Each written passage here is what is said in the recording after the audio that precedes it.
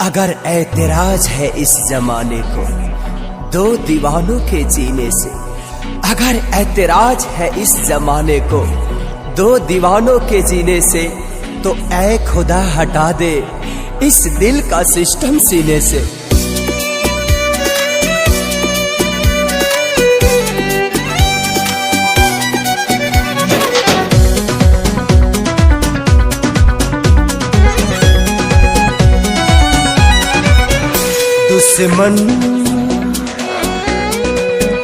दुश्मन बनल जमाना, कैसे जिगी दीवाना।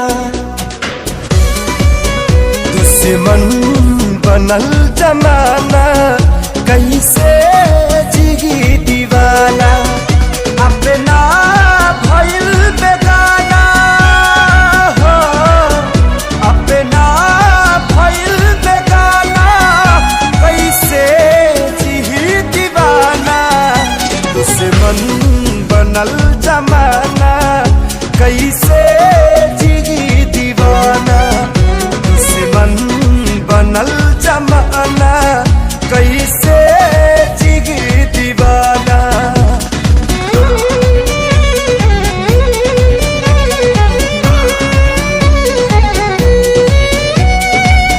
अगर गम मोहब्बत पे हावी ना होता, तो खुदा की कसम मैं शराबी ना होता।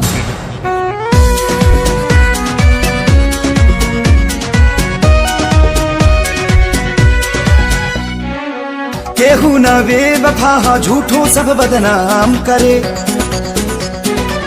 समय के चोट पर मरहम ना कोनो काम करे।